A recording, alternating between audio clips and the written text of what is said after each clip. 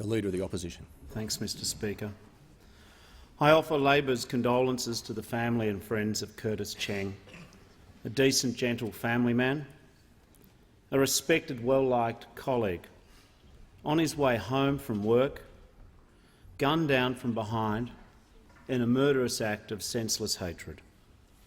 2 Fridays ago, as Australia prepared for a weekend devoted to sport and celebrations, Curtis Cheng's family and his colleagues were jolted into mourning. Just as in the past 48 hours, we've been shocked and saddened by the terrible scenes in Ankara. The bodies of so many lying where they fell, covered in flags stained by blood. The chilling images and proof that all forms of terrorism share the same 2 objectives: killing innocent people and spreading fear. In particular, I am sure these incidents today strike a chord with Australians who recall with sadness that on this day, October the 12th, 2002, 88 of our own were among the over 200 killed by a bomb blast in Bali. A century after our citizens first clashed in a war that did so much to shape our modern identity, Australia and Turkey share a special relationship. Earlier today, I spoke with the Turkish ambassador-designate to convey our sympathies and to say that we stand in solidarity with our friends, condemning this act of murder, targeting supporters of peace. This is a testing time for the world and for Australia.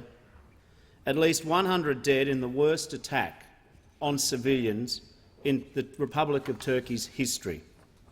And in Western Sydney, a man killed by a person we would all think of as a child, a 15-year-old boy. As a father, I cannot imagine the grief and guilt, the horror of your child, the one you love, choosing to end their own life by murdering an innocent man he didn't even know. Truly, it is beyond any parent's comprehension. And, Mr Speaker, he is the second teenager in 2 years to die outside an Australian police station seeking to kill.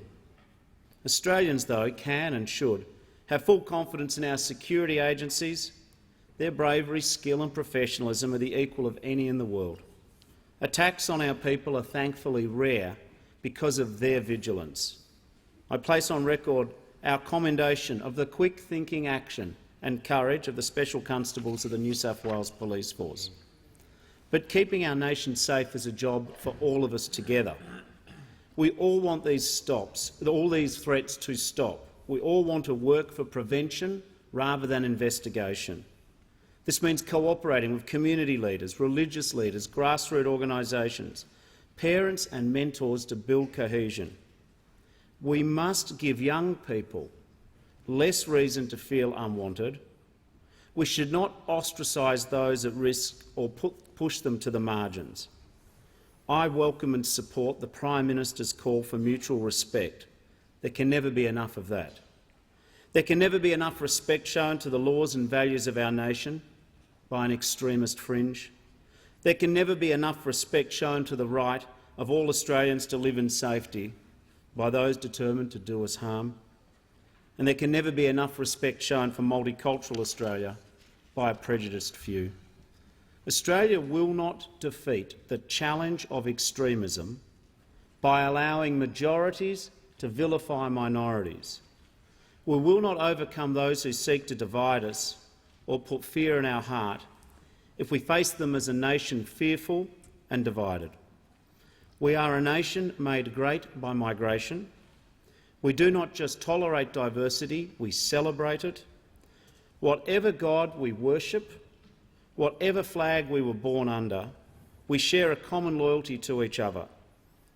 Our faith and our heritage should always be a platform we build upon, not a cave to retreat into. This is the test that Australia faces. If we are divided, we cannot succeed. If we stand together, we cannot fail.